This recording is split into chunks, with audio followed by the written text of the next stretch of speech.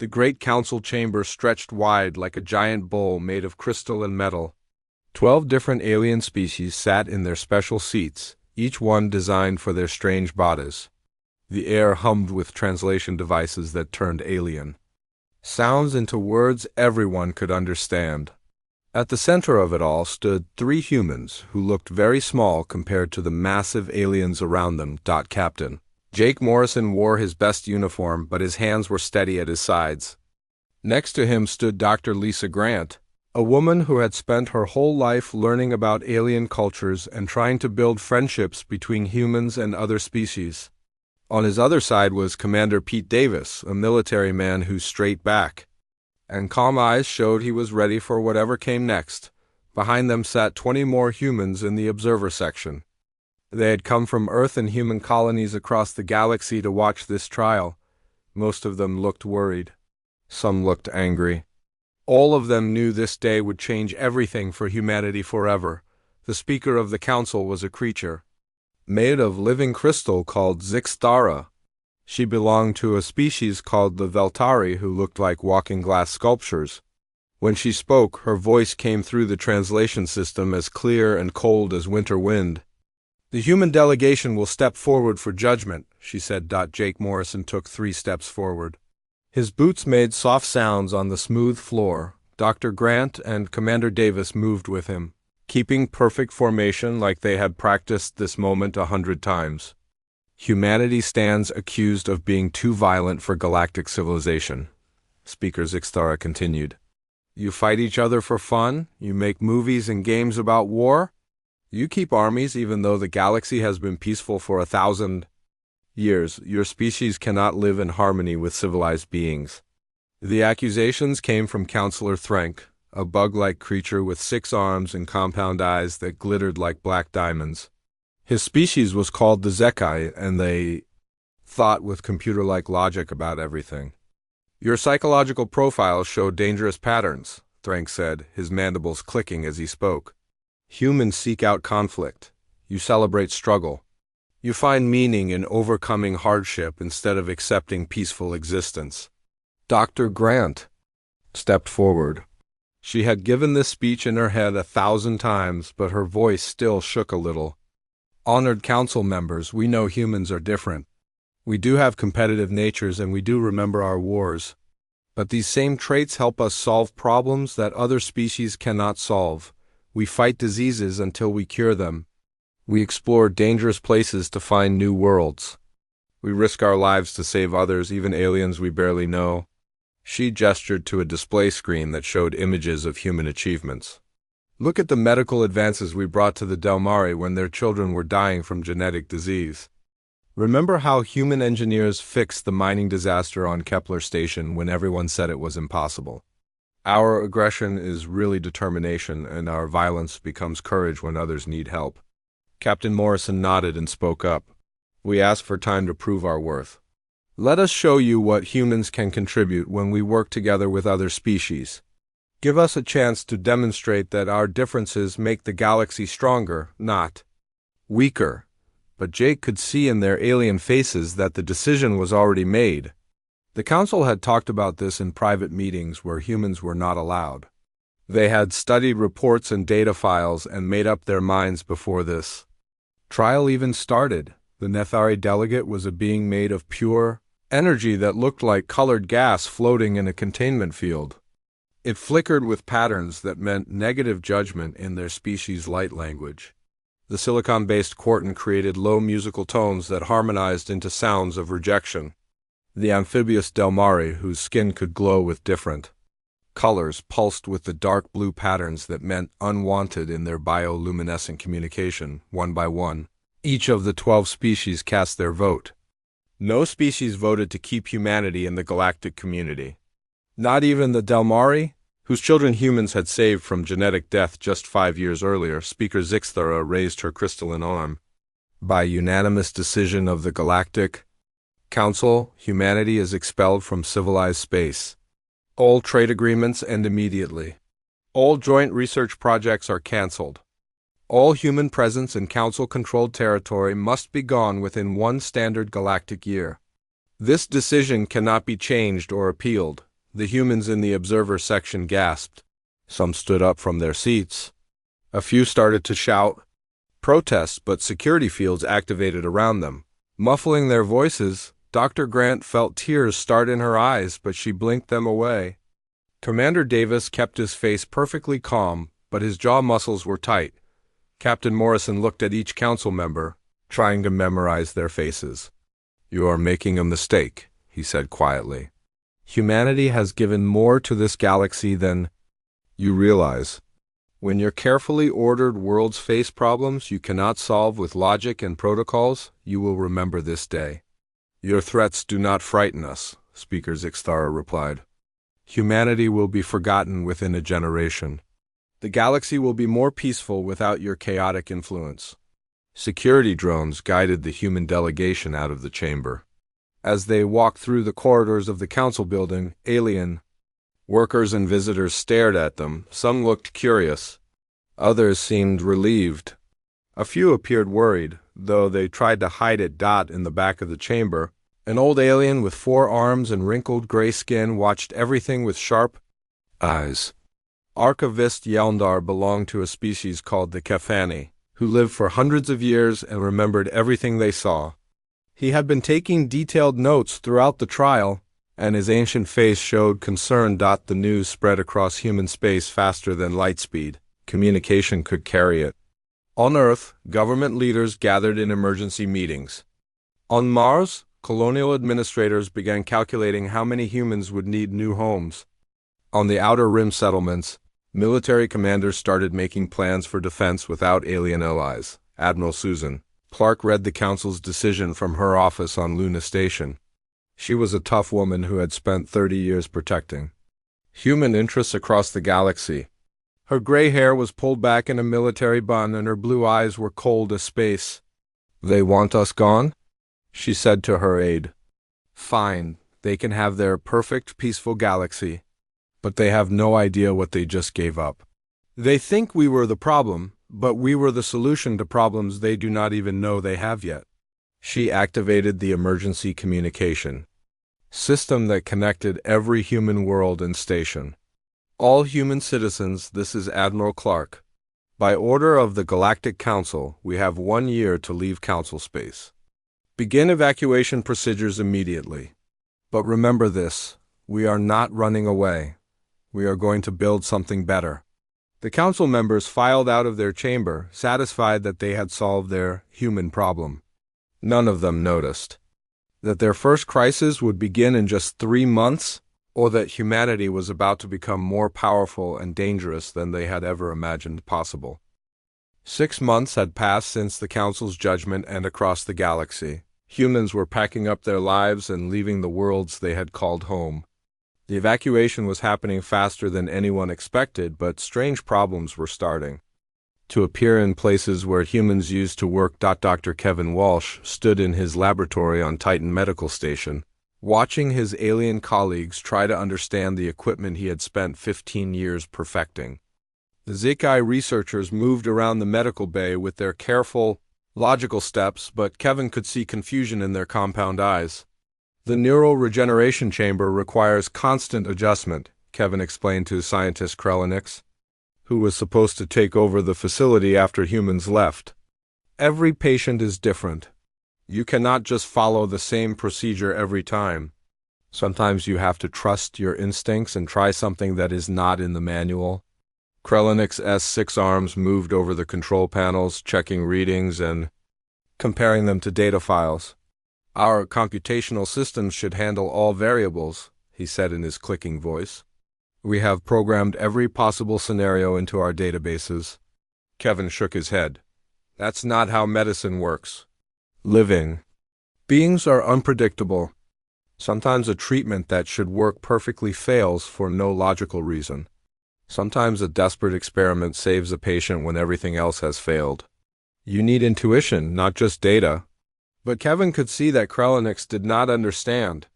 The Zekai thought like computers, processing information through logical pathways that always reached predictable conclusions. They were excellent at following procedures, but terrible at improvising when those procedures did not work. 3,000 miles away on the same station, Human nurse Amy Rodriguez was training her Zekai replacement in emergency surgery techniques. The alien watched carefully as Amy demonstrated how to respond when patients went into crisis during operations. When the monitors start flashing red warnings, you have maybe 30 seconds to save the patient, Amy explained.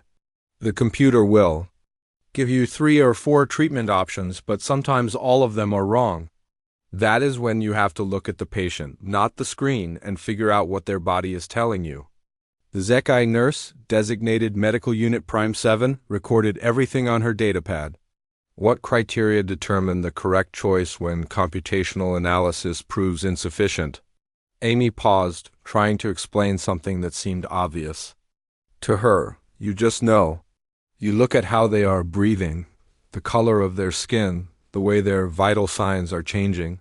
Your brain puts together 100 tiny clues that no computer can measure, and suddenly you understand what is wrong. Medical Unit Prime 7's compound eyes blinked in patterns that showed confusion. This process cannot be quantified or taught through standard educational protocols. Exactly, Amy said quietly. And that is why your medical success rates are going to drop when we leave. Meanwhile, on the mining platform orbiting Kepler 442b, Foreman Tony Martinez was showing his Corton replacement how to handle equipment failures in the asteroid mining operation. The crystalline beings were methodical and precise, but they struggled with the unpredictable nature of deep space mining. The extractors break down at least twice a week, Tony explained to Resonance Node Prime Fell, whose silicon body glowed softly in the dim light of the mining bay. When that happens, you cannot wait for replacement parts or official repair procedures. You have to jury-rig solutions using whatever materials you have available. Tony picked up a damaged plasma cutter and began modifying it with spare parts from 3 different machines. His hands moved confidently, connecting circuits that were never designed to work together. Within 20 minutes, he had created a functioning tool that could handle the specialized cutting needed for rare element extraction. Resonance-node-prime-THEL observed the process but could not replicate it. Your modifications violate manufacturer specifications and safety protocols, the Corton said in harmonic tones. Our analysis indicates a 23.7% probability of equipment failure. Yeah, but it works, Tony replied, testing the modified cutter on a sample or chunk. Sometimes good enough right now is better than perfect next month. You guys think too much about what could go wrong instead of just fixing what is broken. The Corton-esque crystalline structure pulsed with uncertainty. Their species had evolved to follow precise patterns and established procedures. The idea of intentionally breaking manufacturer guidelines to solve immediate problems was almost incomprehensible to them on the agricultural world of New Ceres. Human farmers were trying to explain their growing techniques to the Veltari who would take over food production. The crystalline beings approached farming like a mathematical equation, but plants did not grow according to mathematical formulas. Farmer Bill Stevens walked through his cornfields with agricultural specialist Sileneth, pointing out subtle signs that indicated soil health and plant wellness. See how these leaves are just slightly more yellow than the others? That means the soil in this section needs different nutrients. Not much different, just a little adjustment to the fertilizer mixture. Sileneth's transparent body refracted sunlight as she examined the plants. Our spectral analysis indicates all plant specimens are within normal parameters. The variation you describe is too minimal to register on our instruments. That is the point, Bill said. The instruments cannot tell you everything. You have to look with your eyes, touch the soil with your hands, even smell the air around the plants. Farming is as much art as science. The Veltari had already programmed comprehensive growing schedules based on soil analysis and climate data.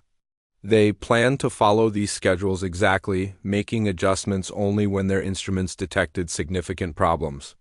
They could not understand why humans would change their methods. Based on intuitive feelings about plant health. In the entertainment districts of Galaxis Prime, alien audiences were watching their final human performances with emotions they did not fully understand. The Nethari, beings of pure energy, had initially considered human art to be primitive emotional display. But over the years, something had changed in their species. Energy-being-prime-flow-whisper floated in the concert hall, watching human musician Sarah Johnson play her violin. The Nethari had no physical bodies, no hearts that could beat faster with excitement, no lungs that could catch with emotion. But somehow the human music was creating patterns in their energy matrices. That felt like what humans called beauty.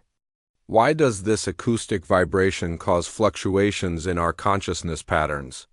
Whisper asked her companion, Flow Conductor Harmony 7. Unknown, Harmony 7 replied, their energy form flickering with confusion. Human artistic expression should not affect beings of pure energy. Yet our entire species has begun to experience new forms of conscious experience since humans arrived in our space. Neither of them realized that human art was not just entertainment. It was a form of communication that bypassed logical thought and spoke directly to the part of consciousness that experienced meaning and purpose. Without it, the Nethari would soon discover they were missing something essential to their existence. Captain Jake Morrison stood on the observation deck of the transport ship UES Endeavour, watching another human research station power down its systems for the final time. The station had been a joint project between humans and 3 alien species, developing new technologies for deep space exploration. Dr. Helen Brooks joined him at the viewport. She was a xenopsychologist who had studied alien behavior patterns for most of her career. They still do not understand what they are losing, she said softly. What do you mean? Jake asked. Every species in the council evolved for specialization, Helen explained.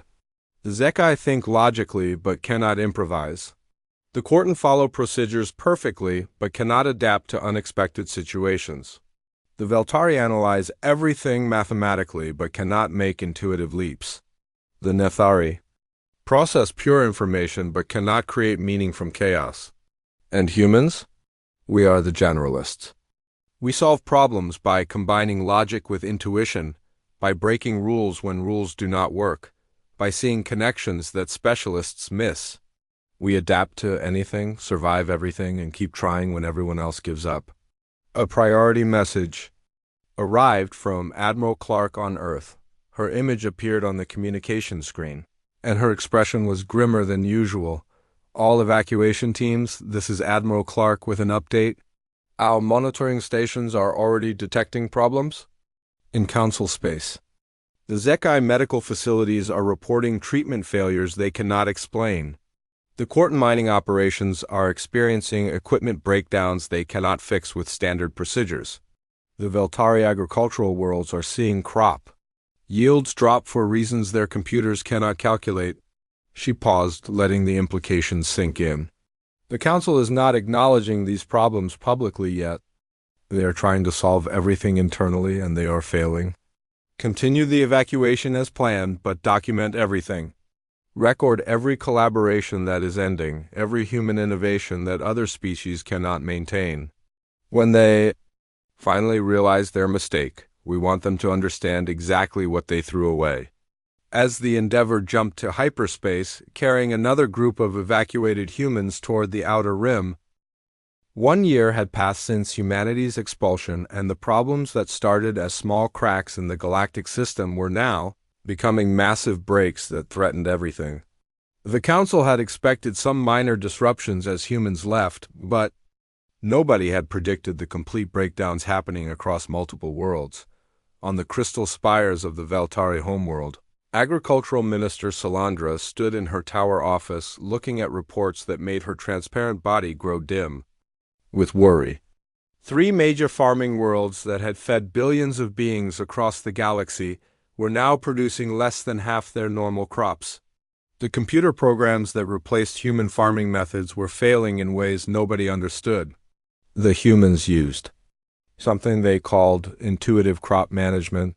Her chief scientist reported, his crystalline voice ringing with confusion. They would walk through the fields and somehow know when plants needed different care, even when our instruments showed everything was normal. They changed growing schedules based on what they called gut feelings about weather patterns and soil conditions. Minister Cylindra's form became almost invisible as stress made her crystal structure lose its color. Can we not program these intuitive responses into our computer systems? We have tried, but human intuition appears to process thousands of environmental variables simultaneously in ways our logic systems cannot replicate. They combine scientific knowledge with some form of unconscious pattern recognition that we do not possess.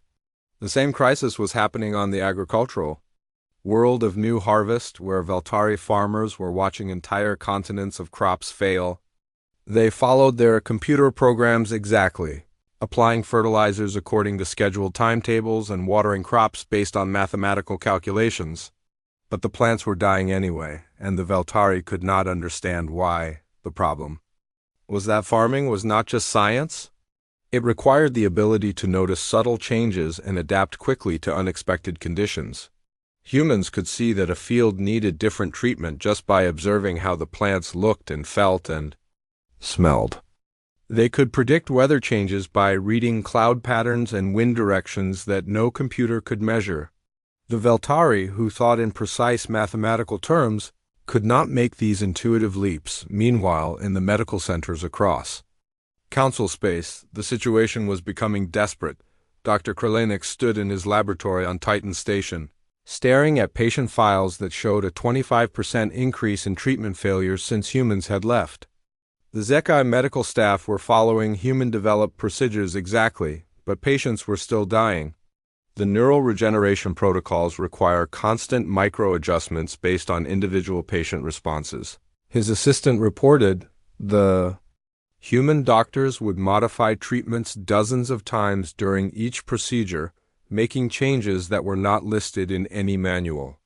Kralenik's compound eyes reflected the glow of failing medical equipment. What criteria did they use to determine these modifications? Unknown. When we asked human medical staff to explain their decision-making process, they used terms like clinical intuition and patient instinct. They claimed to observe subtle changes in patient condition that our instruments could not detect. The worst case arrived that morning, a Nethari energy being whose consciousness patterns were destabilizing. The condition had never occurred before humans developed treatment methods, and now no one knew how to help. The human protocol existed, but it required making real-time adjustments based on how the patient responded during treatment. Kralenik ran through every program scenario in his database, but each one resulted in patient death probabilities above 80%. A human doctor would have tried something experimental by now, some creative combination of different treatments that broke standard procedures. But Zekai thinking could not operate outside established parameters. The mining operations were suffering even worse breakdowns. On Kepler Station, Chief Operating Director Resonance Node Primefell reviewed quarterly reports that showed production had fallen by 53%. Equipment failures that humans would have fixed with improvised solutions were forcing entire sections of the mining platform to shut down. The human engineers possessed an ability to modify equipment beyond manufacturer specifications, his subordinate reported. They would combine parts from different machines to create new tools when original equipment failed. Our analysis indicates these modifications should not have functioned, yet they consistently produce successful results. Resonance node Primefells. Crystalline structure pulsed with anxiety. Can we not replicate their modification techniques? Negative. Human equipment modifications appear to violate basic engineering principles. They would connect circuits that our calculations prove should not work together, yet somehow achieve desired outcomes. We cannot determine the logic behind their success. The truth was that human engineering was not just about following blueprints and technical manuals. It required creativity, the willingness to take risks, and the ability to see solutions that existed outside conventional thinking. Humans would look at broken equipment and imagine new ways to make it work. They would cannibalize parts from multiple machines to build something that had never existed before. The Quarton, who thought in precise harmonic patterns, could not make these creative leaps. But perhaps the most unexpected crisis was happening among the Nethari, the energy beings who lived as pure consciousness without physical bodies. For thousands of years, they had existed in perfect logical harmony, processing information and maintaining their energy patterns through computational thought alone. But since humans had introduced them to art and music and storytelling, something fundamental had changed in their species. Nethari Prime Flow Conductor. Whisper of stars floated in the council chambers of her homeworld, surrounded by other energy, beings whose light patterns were growing dimmer each day. Our people are experiencing what humans called existential emptiness, she reported to the gathered consciousness flows, without human artistic expression to provide meaning patterns. Beyond pure information processing, many of our kind are losing coherence. The other Nethari flickered with confusion. Human art was merely organized acoustic vibrations and visual displays. It should not affect beings of pure energy. Yet it did, Whisper of Stars replied, her energy form pulsing with something that resembled sadness. Human creativity introduced concepts we had never experienced: beauty, inspiration, emotional resonance. These patterns gave our consciousness new dimensions of existence. Without them, many of our people are simply fading. Across Nethari space, energy beings were entering hibernation states or losing the will to maintain their conscious patterns. The species that had considered themselves the most advanced form of life in the galaxy were discovering that pure logic was not enough to sustain meaningful existence. On the council homeworld of Galaxis Prime, Speaker Zixthara called an emergency session as crisis reports flooded in from every corner of their territory. The chamber that had once buzzed with confident deliberations now felt like a disaster response center. The reports are consistent across all sectors, she announced, her crystalline form refracting light in chaotic patterns that showed extreme stress. Medical success rates are declining. Agricultural production is failing. Mining operations are shutting down. Cultural instability is spreading through multiple species. Councillor Thrank of the Zekai clicked his mandibles rapidly, a sign of severe agitation. Our computational analysis indicates that human contributions were more integral to galactic civilization than our initial projections suggested.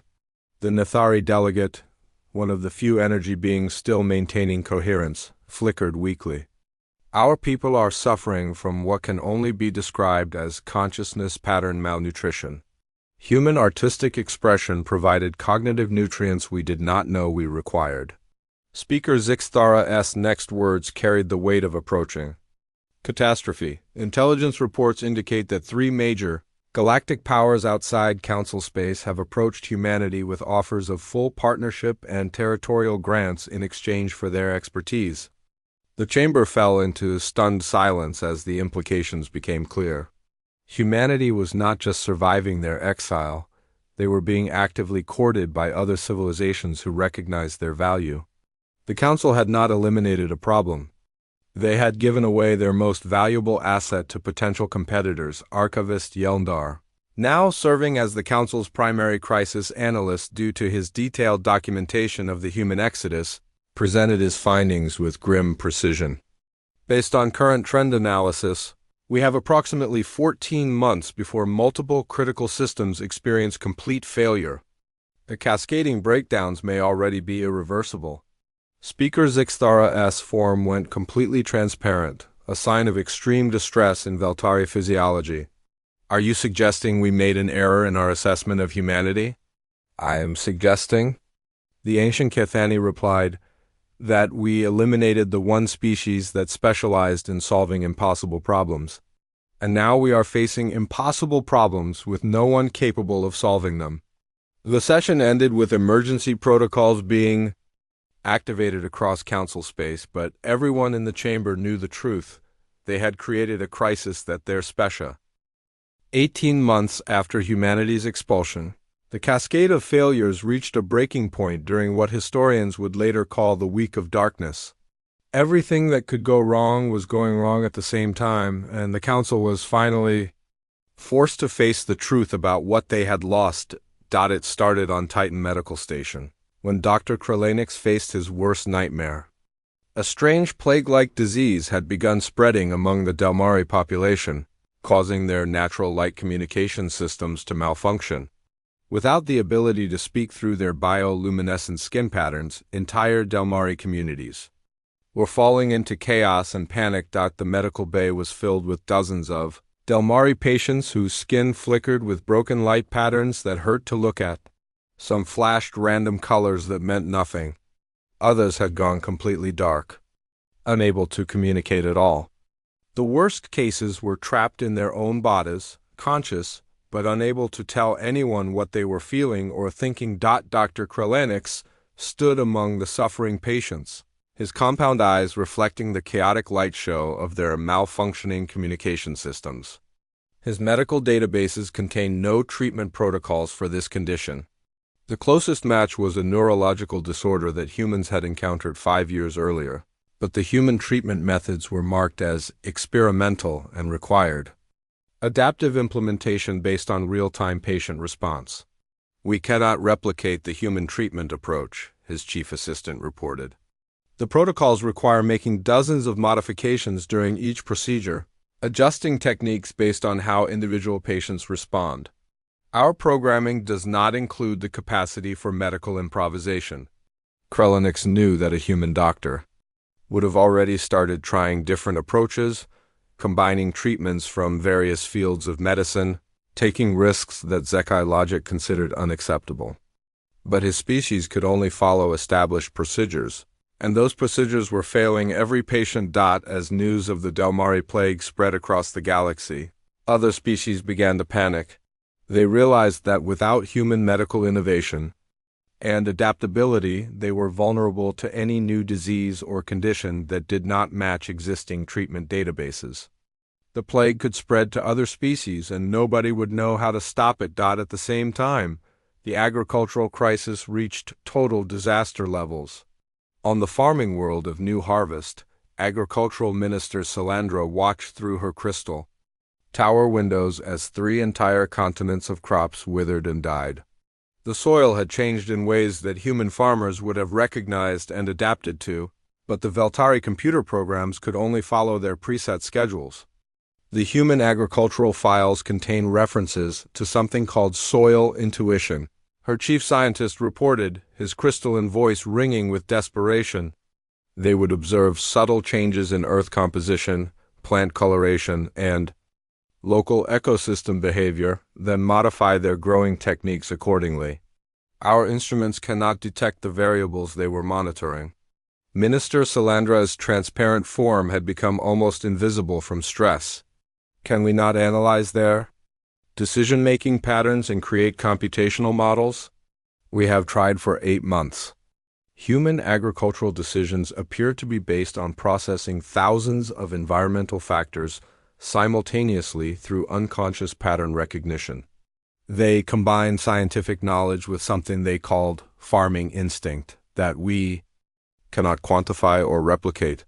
The crop failures were spreading to other agricultural worlds. Within 6 months, food shortages would affect billions of beings across council space. Emergency rationing had already begun on 12 worlds, but even emergency supplies were running low because the transportation systems were breaking down. The transportation crisis was caused by the complete failure of the rare element mining operations. The largest extraction platform in the galaxy, Kepler Station, had suffered a catastrophic systems breakdown that nobody could fix. The platform's fusion reactors were designed with human-engineered adaptive systems that required intuitive maintenance and creative problem-solving. Chief Engineer Resonance Node Primefell floated in the dark corridors of his dying space station, watching as system after system shut down permanently. The reactor maintenance protocols reference something called engineering intuition. He reported to Council headquarters through a failing communication link. The human engineers would modify reactor systems based on performance behavior, rather than predetermined specifications. They would combine techniques from different engineering disciplines to solve problems that our databases indicate should be impossible to solve. Within 72 hours, Kepler Station went completely dark. The galaxy's primary source of rare elements needed for faster-than-light travel was gone. Suddenly, interstellar commerce and communication began grinding to a halt as ships could not get the materials needed for their hyperspace drives on worlds across Council space. The lights were literally going out. Power systems that humans had designed or modified were failing without human engineers to maintain them. Transportation networks were shutting down without rare elements for fuel. Communication arrays were going silent as technical problems mounted beyond the ability of specialized alien thinking to solve. But the most shocking crisis was happening among the Nethari energy beings. Entire communities of pure consciousness were simply dissolving, unable to maintain their energy patterns, without the meaning and purpose that human art had given them. What had started as cultural depression had become an extinction-level event for their species. Nethari Prime Flow Conductor Whisper of Stars gathered the few remaining coherent members of her kind in their homeworld's central consciousness chamber. "We are facing complete species dissolution," she announced, her energy form flickering weakly. "Without human artistic expression to provide meaning structures beyond pure information processing, our people cannot maintain the will to exist." The other Nethari pulsed with patterns of confusion and fear. "How did we become dependent on the emotional expressions of solid matter beings? We did not understand what human creativity was providing," Whisper of Stars replied. "Their art was not just entertainment. It was a form of consciousness expansion that gave existence purpose beyond mere survival. Without it, we are discovering that pure logical thought is not sufficient to sustain the will to live." On Galaxis Prime, the Council convened an emergency session as civilization collapsed around them. The chamber that had once held confident delegates from 12 species now contained only 7 representatives, and several of those were barely functional. Speaker Zixthara's crystalline form had remained transparent for weeks, a sign of chronic stress that was physically damaging her body. "We are facing simultaneous critical failures across medical, agricultural, industrial, transportation, and energy sectors," she announced to the nearly empty chamber. "Our predictive models indicate complete civilizational collapse within 18 months if current trends continue." Archivist Yelndar, now serving as the Council's only effective crisis coordinator, presented his analysis with the authority of someone who had predicted everything that was happening.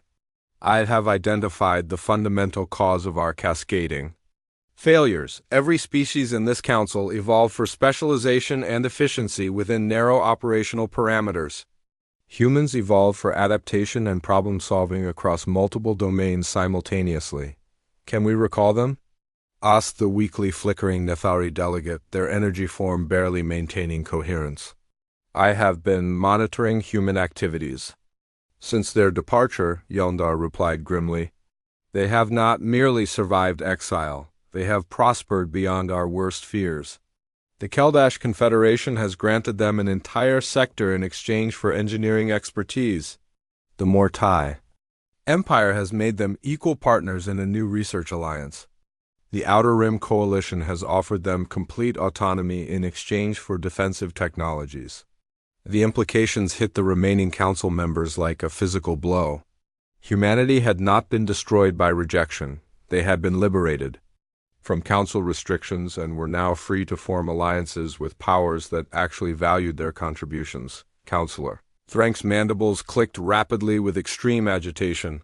"You mean they have aligned themselves with our potential rivals? Worse," Yondar continued. "Intelligence reports indicate that human partnerships have advanced their new allies' technological capabilities by centuries within just 18 months. The Keldash Confederation now possesses faster-than-light technology that surpasses our own. The Mortai Empire has developed communication systems we cannot match. The Outer Rim Coalition has become a military force that could challenge Council authority." Speaker Zixthara processed this information with growing horror. "We did not just lose humanity, we gave them to our competitors. There is no precedent in galactic history for an expelled species thriving to such an extent," Yelndar concluded. "Humans appear to be uniquely capable of turning exile into opportunity." They are building something new in the outer territories, something that may soon surpass what we built here. As the emergency session ended in chaos, priority broadcasts were sent to every surviving council world. Emergency rationing protocols, crisis management procedures, and desperate attempts to maintain order as 2 years after humanity's expulsion, the Galactic Council's civilization stood on the edge of complete collapse. The cascade of failures had accelerated beyond anyone's worst predictions, and the once mighty interstellar government was reduced to sending desperate messages to species they had previously considered beneath their notice.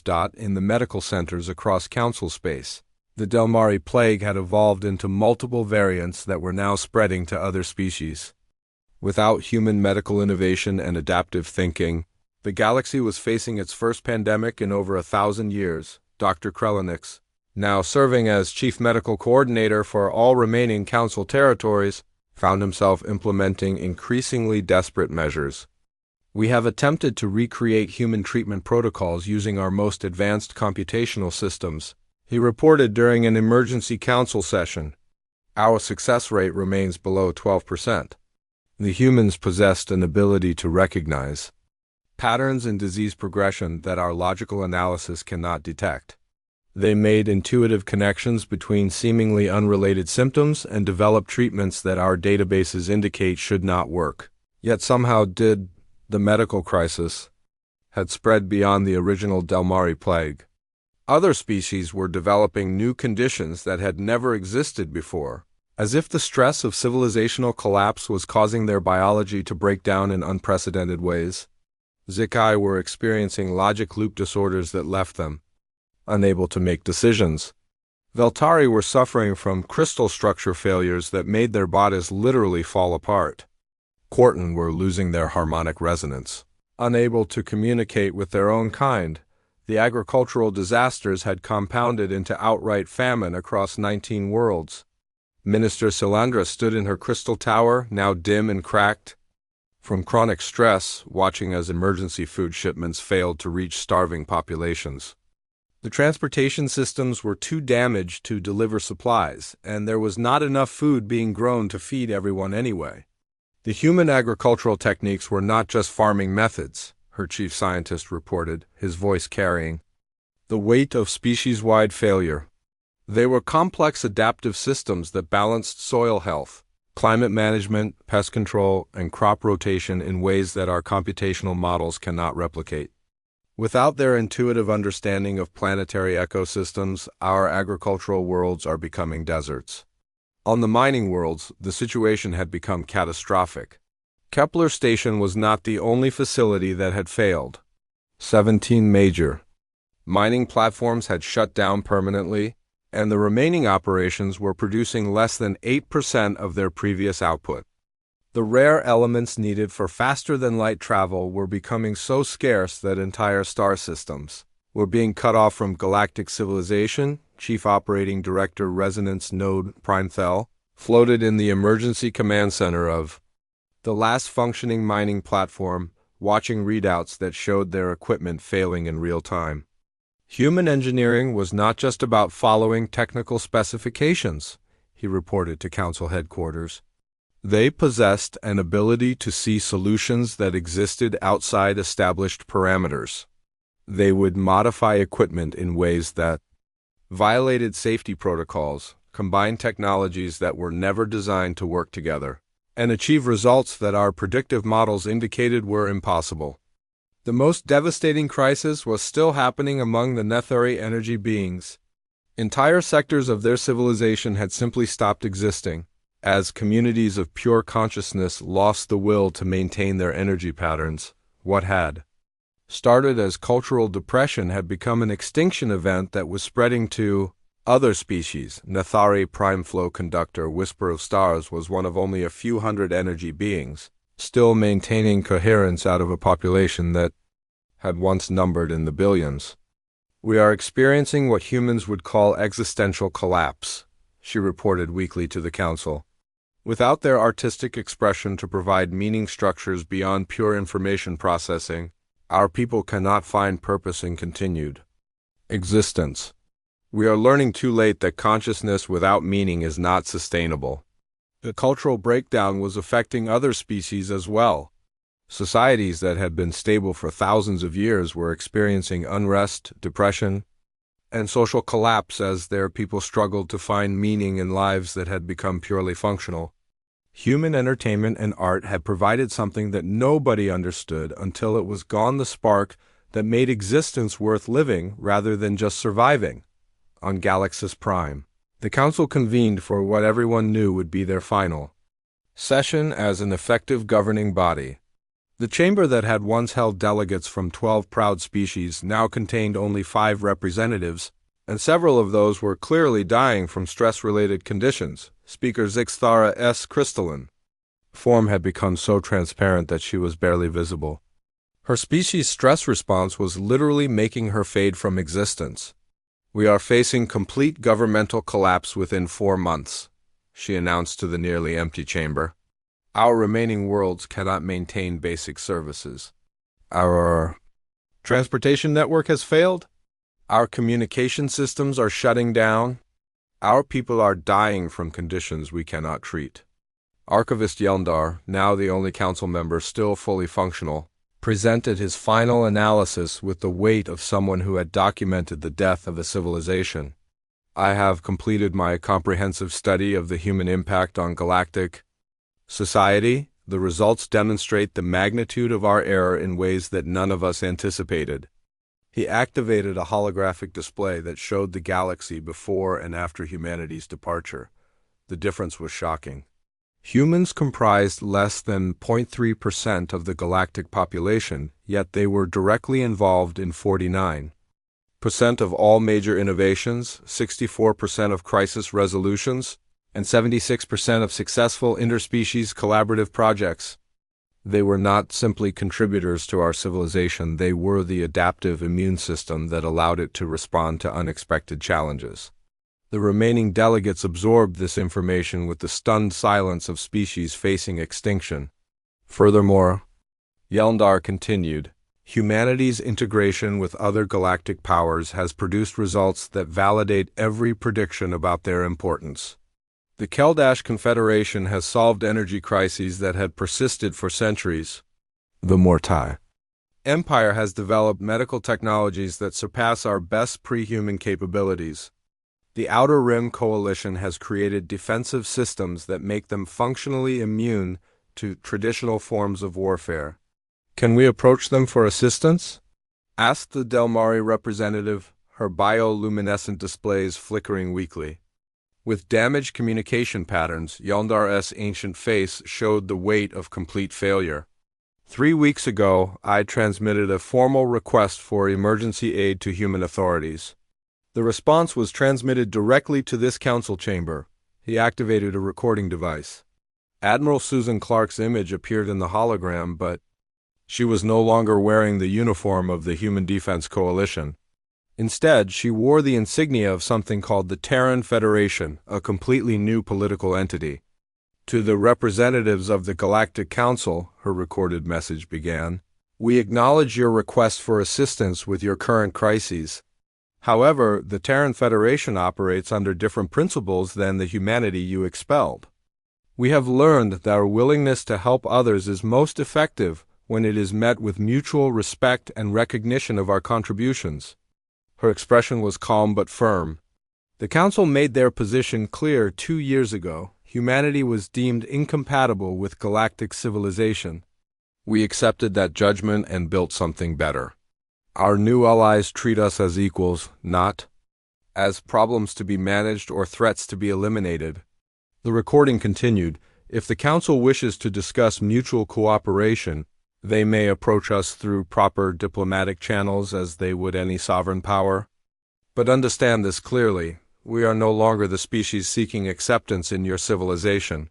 We are the foundation of a new one that values adaptation, innovation, and the courage to solve impossible problems. The recording ended, leaving the council chamber in complete silence. Speaker Zixthara processed the implications with what remained of her failing consciousness.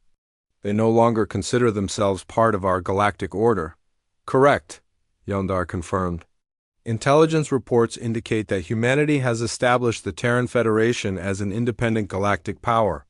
They have formed permanent alliances with the Keldash Confederation, the Mortai Empire, and the Outer Rim Coalition. Together, they now control approximately 35% of the galaxy's inhabitable systems and 43% of its economic output. The ultimate irony was clear to everyone present. By rejecting humanity to preserve their civilization's stability, they had inadvertently created a rival galactic power that was already surpassing them in every measurable way. What are our remaining options? Speaker Zixthara asked, though. Her fading form suggested she already knew the answer. Yondar's response carried the finality of a death sentence. Based on current trends, the Council will cease to exist as a functioning government within 6 months. We cannot